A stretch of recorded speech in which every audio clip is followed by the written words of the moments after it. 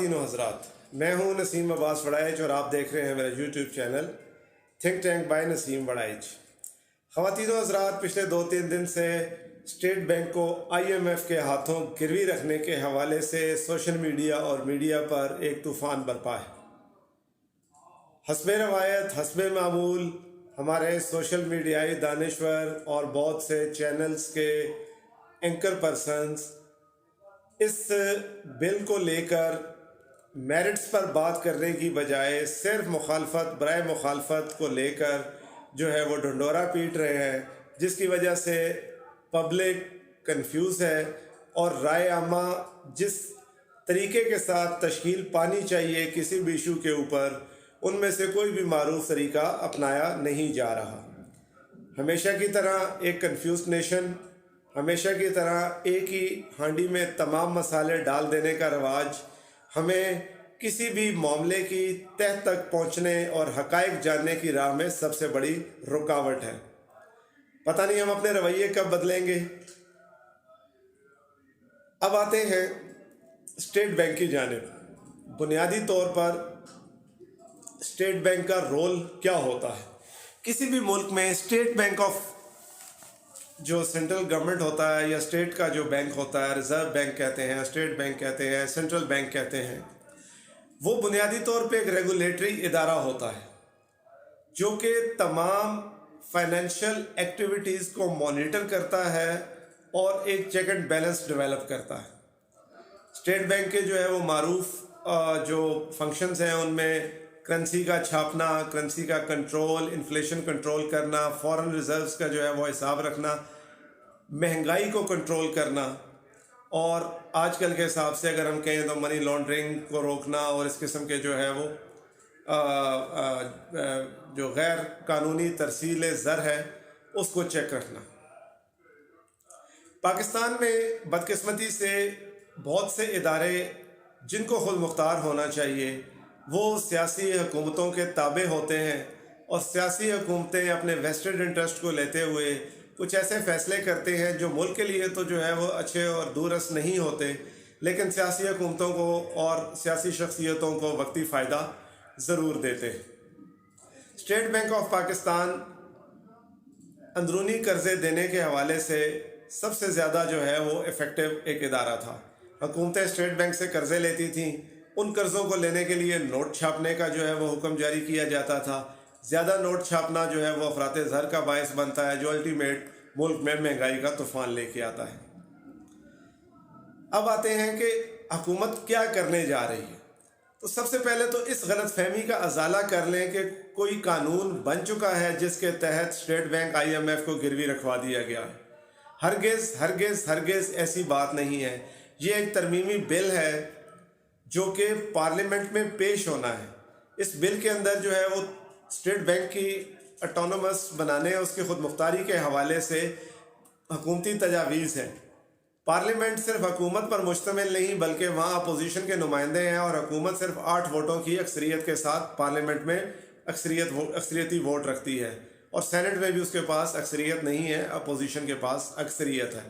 تو جب یہ بل پارلیمنٹ میں پیش ہوگا تو پارلیمنٹ کے اندر پھر ایک جو ہے وہ لمبا پروسیجر ہے کسی بل کو قانون بننے تک، جس میں قومی اسمبلی اور سینٹ دونوں انوالو ہیں، اور اس کے علاوہ کمیٹی سٹیج ہوتی ہے جس میں اپوزیشن بھی جو ہے وہ ممبر ہوتی ہے۔ تو جب یہ بل پارلیمنٹ میں آئے گا تو اس کے اوپر ایک سیر حاصل بحث کرنے کا موقع اس ملک کی تمام سیاسی جماعتوں جن کے نمائندے پارلیمنٹ میں موجود ہیں ان کو ملے گا، اور ان کو پورا موقع ملے گا کہ وہ اس بل کے حوالے سے، اس کے میرٹس اور ڈی میرٹس کے حوالے سے قوم کو نہ صرف ایجوکیٹ کریں، بلکہ اگر حکومت جو ہے وہ کوئی ایسا کام کرنے جا رہی ہے جو ملکی سالمیت کے خلاف ہے تو اس کو پوری طرح وہ بے نقاب کر سکتی ہے۔ یہی مقصد ہوتا ہے پارلیمنٹ کا، یہی اپوزیشن کا کردار ہوتا ہے ایک جمہوریت کے اندر، چاہے نام نہاد سے ہی، لیکن اس ملک کے اندر ایک پارلیمنٹ موجود ہے، اور اس بل نے قانون کا درجہ اس پارلیمنٹ سے پاس ہو کے ہی لینا ہے۔ تو اب چونکہ یہ بل ابھی تک قانون نہیں بنا تو لہٰذا وہ فیس بکی دانشور اور جو ہے وہ سو کالڈ دانشور جو ایک راگ الاپ رہے ہیں کہ اسٹیٹ بینک جو ہے وہ IMF کی گود میں جا گرا ہے یا اس کو گروی رکھوا دیا گیا ہے یا IMF کو بیچ دیا گیا ہے، تو پہلے وہ تصحیح کر لیں کہ یہ قانون، ایسا کوئی قانون ابھی تک اس ملک میں بنا نہیں۔ یہ ایک بل ہے اور اس بل میں بھی ہرگز IMF کا کنٹرول جو ہے وہ اس کے اوپر نہیں ہے، بلکہ اسٹیٹ بینک کو حکومت کی، ریاست کی نہیں، اسٹیٹ بینک کو حکومت کی غیر ضروری جو انٹرفیرنس ہوتی ہے اس سے محفوظ رکھنے کے لیے ایک بل ہے۔ اداروں کو خود مختار، ڈیسنٹرلائزیشن آف پاور، اختیارات کو جب تفویض کیا جاتا ہے تو اداروں کو خود مختار بنایا جاتا ہے۔ خود مختار ادارے ہی بہتر پرفارم کر سکتے ہیں۔ جب تک سیاسی اور حکومتی مداخلت اداروں کے اوپر ہوتی ہے، ادارے تباہی کی جانب گامزن رہتے ہیں۔ مثال دینے کے لیے کوئی ادارہ پاکستان کا نام لے لیں، ان سب میں سیاسی مداخلت اور ان اداروں کا حال آپ کے سامنے ہے۔ اب آتے ہیں کہ بنیادی طور پر اس بل کا مقصد کیا ہے۔ تو اس بل کا مقصد اسٹیٹ بینک کی خود مختاری میں اضافہ ہے، حکومتی کنٹرول سے آزادی ہے۔ حکومت کے لیے اس چیز کے اوپر ایک پابندی لگا دی گئی ہے، اس بل میں تجویز کیا گیا ہے کہ حکومتیں آئندہ اسٹیٹ بینک سے قرض نہیں لے سکیں گی۔ اسٹیٹ بینک کا گورنر سال میں 2 دفعہ پارلیمنٹ کو جواب دہ ہوگا کہ جو اہداف اسٹیٹ بینک کے گورنر کو دیے گئے ہیں ان کی پروگریس کیا ہے، وہ رپورٹ پارلیمنٹ میں آ کے گورنر پیش کرے گا۔ گورنر اسٹیٹ بینک کے معاملات پہ اکیلا جو ہے وہ اتھارٹی نہیں ہوتا، بلکہ اسٹیٹ بینک میں سیکرٹری فائنانس کے علاوہ 8 ممبرز ہوتے ہیں، اور وہ 8 ممبرز ان میں سے کم از کم ایک ممبر ایک صوبے سے لیا جانا ضروری ہوتا ہے، جن کا تقرر وفاقی حکومت کرتی ہے۔ تو گورنر اسٹیٹ بینک اور یہ ممبرز مل کر جو ہے وہ پالیسی میٹرز جو ہے وہ ڈیسائیڈ کرتے ہیں۔ جو فریم ورک ہے اسٹیٹ بینک فنکشن کیسے کرے گا، اس کا جو فریم ورک ہے وہ گورنمنٹ بنائے گی، حکومت بنا کے دے گی، اور اس کے مطابق پھر مانیٹری پالیسی جو ہے وہ اسٹیٹ بینک بنائے گا، کیونکہ اسٹیٹ بینک کو جواب دہ بنایا جا رہا ہے خود مختار ہونے کے ساتھ ساتھ پارلیمنٹ کو۔ تو جب اسٹیٹ بینک سے کسی چیز کی جواب دہی لی جائے گی تو اس سے پہلے یہ کلیئرٹی ضروری ہے کہ اسٹیٹ بینک کن چیزوں کے اوپر جواب دہ ہوگا، یا گورنر اسٹیٹ بینک کس چیز کے اوپر جواب دہ ہوگا۔ نمبر 2، کرنسی کنٹرول جو ہے وہ اسٹیٹ بینک کا بڑھے گا۔ جب حکومت اسٹیٹ بینک سے قرضے نہیں لے سکے گی تو لا محالہ اسٹیٹ بینک جو ہے وہ مزید نوٹ نہیں چھاپے گا، یا اتنے نوٹ نہیں چھاپے گا جس سے افراط زر میں بے تحاشا اضافہ ہو جو مہنگائی کا باعث بنے۔ نمبر 3 یہ کہ مہنگائی کے اوپر کنٹرول رکھنا بھی اسٹیٹ بینک کی ذمہ داری ہوگی، اور اس حوالے سے گورنر اسٹیٹ بینک اور وزیر خزانہ جو ہیں وہ کلوز کوارڈینیشن میں رہیں گے، اور دونوں اپنے اقدامات سے ہر لحظہ ہر لمحہ ایک دوسرے کو آگاہ کرتے رہیں گے۔ تو یعنی کہ اب اسٹیٹ بینک جو ہے وہ مہنگائی کنٹرول کرنے کا بھی ذمہ دار ہوگا، اور ظاہر ہے اگر مہنگائی بڑھ رہی ہے تو اسٹیٹ بینک ایک خود مختار ادارہ بھی ہے، تو وہ پارلیمنٹ میں آ کے اس چیز کا جواب دینے کا پابند ہوگا۔ ہر وہ ایکٹیویٹی، ہر وہ پالیسی جو حکومتیں بعض اوقات عوام میں مقبول ہونے کے لیے بینکنگ سیکٹر کے حوالے سے لے کے آتی ہیں، ایسی تمام پالیسیاں جن کا ممکنہ اور صریحاً نتیجہ نقصان ہوگا، اسٹیٹ بینک فوری طور پر ایسی تمام ایکٹیویٹیز کو ڈسکنٹینیو کر دے گا۔ دور نہیں جاتے، اگر ایک مثال کے طور پہ اگر اس وقت حکومت پاکستان جو ہے وہ ایک ایسے لو ریٹ کے اوپر قرضے بینکوں کو فورس کرے کہ وہ دیں جس سے لوگ جو ہیں گاڑیاں لیں، گھر بنائیں، اور وہ قرضے یا ان کا مارک اپ اس لیول پہ لو ہو کہ بینکنگ سیکٹر کے ہی دیوالیہ ہونے کا خدشہ ہو۔ یاد رکھیے، ایک بینک کے دیوالیہ ہونے سے بینکنگ سیکٹر کے اوپر جب عوام کا اعتبار اٹھتا ہے تو سمجھے تمام بینک ہی دیوالیہ ہو جاتے ہیں۔ اس کو بیلنس میں رکھنے کے لیے بینکنگ سیکٹر کے اوپر ایک اعتماد قائم رکھنا ضروری ہوتا ہے، کیونکہ تمام تر بزنس ایکٹیویٹیز آپ کے ملک کی بینکس کے تھرو ہوتی ہیں۔ ان تمام بینکوں کے ساتھ پھر ایک سوال یہ پیدا ہوتا ہے کہ کیا اسٹیٹ بینک کے حوالے سے کوئی قانون سازی پہلی بار ہونے جا رہی ہے؟ تو ہرگز نہیں جناب۔ 1948 میں پہلا آرڈیننس بنا جس کے تحت اسٹیٹ بینک قائم کیا گیا، 1 جولائی 1948 کو وہ امپلیمنٹ ہوا۔ 1956 میں جو ہے وہ یہ آرڈر جو ہے وہ 1948 والا امینڈ ہو کے دوبارہ امپلیمنٹ ہوا۔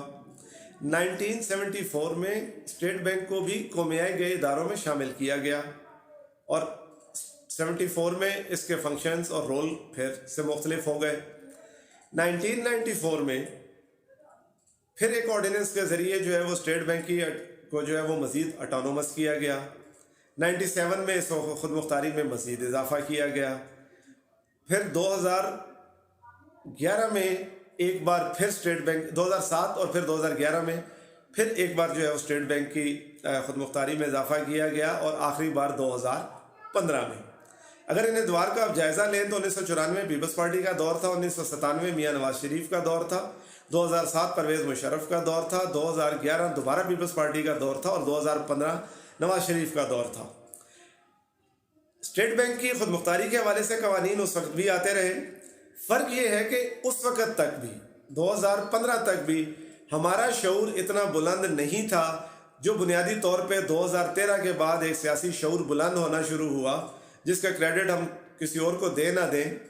سب جانتے ہیں کہ وہ شعور کس کلاس میں جو ہے وہ ڈیولپ ہوا.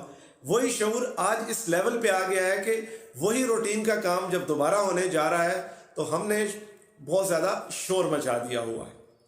لیکن قوم کو بہرحال مبارک ہو کہ ان کا شعور اتنا بلند ہو گیا ہے کہ وہ ساری باتیں جن کا کبھی قوم نوٹس ہی نہیں لیا کرتی تھی اور وہ ہو جاتی تھی, کم از کم قوم ان کا نوٹس لینے لگ گئی ہے. شعور کی یہ بلندی امید کرتے ہیں کہ کبھی نہ کبھی اس لیول پہ ضرور لے جائے گی کہ ہم اچھے نمائندے منتخب کرنے کی اہلیت بھی رکھیں گے. یہ تو ہو گیا اسٹیٹ بینک کا جو ہے وہ بل, اس کی غرض و غایت. اب آتے ہیں بنیادی طور پہ اس کے ڈی میرٹس کی طرف.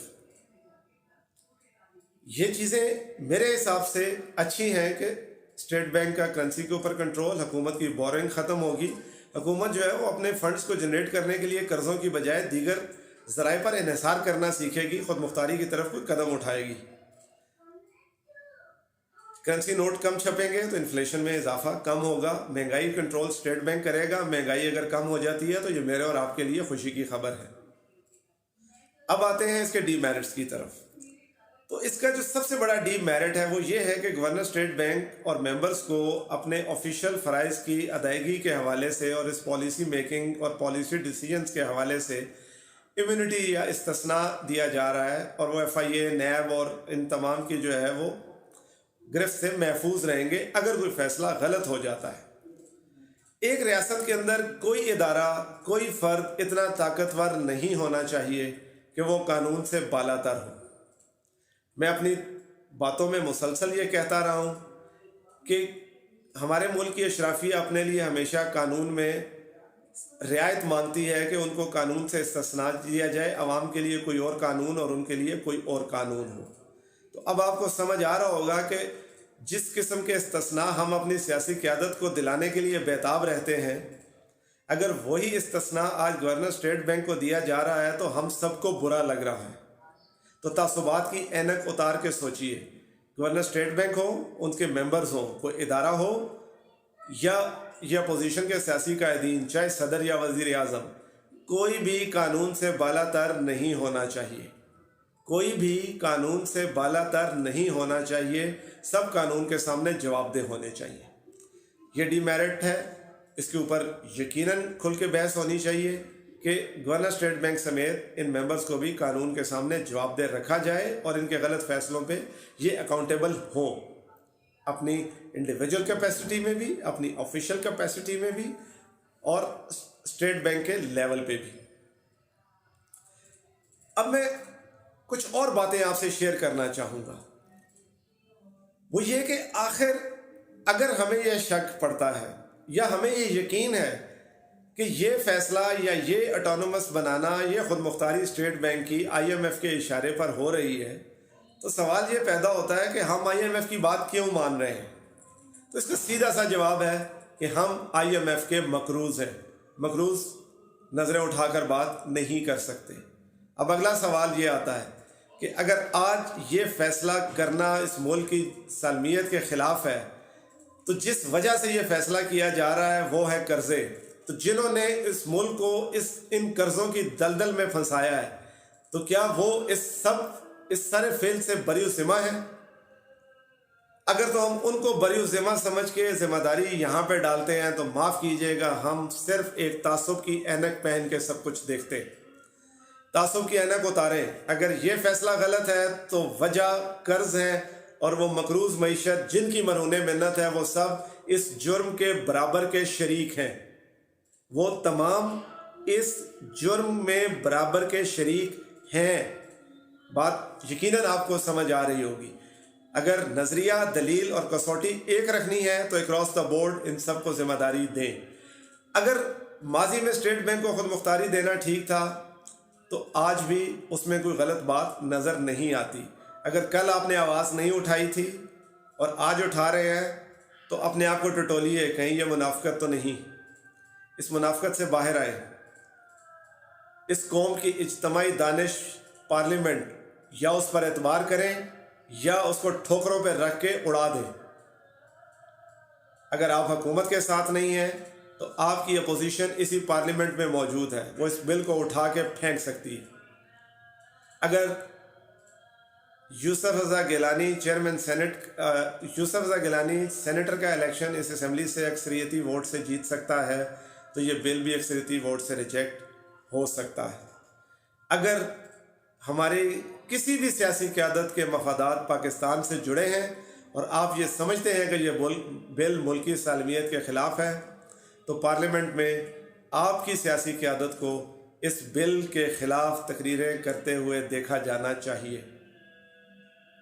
پارلیمنٹ میں شور شرابہ نہیں، بل کے میرٹس اور ڈی میرٹس کے اوپر گفتگو کرتے، مخالفت برائے مخالفت نہیں بلکہ عوام کی اجتماعی دانش کو بھی بلند کرتے ہوئے۔ یہ ان سیاستدانوں کی، ان اداروں کی ذمہ داری ہے۔ اکراس دا بورڈ تمام اداروں کی ذمہ داری ہے۔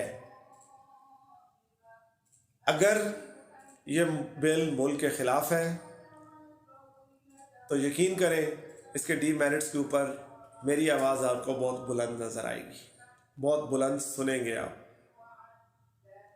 بات وہی ہے کہ اگر حکومتیں پارلیمنٹ سے ایسے بل بھی بلڈوز کر کے پاس کروا سکتی ہیں تو پھر میرا نظریہ صحیح ثابت ہوتا ہے کہ یہ نظام میرے اور آپ کے لیے نہیں ہے، یہ کسی اور کے مفادات کا تحفظ کرتا ہے۔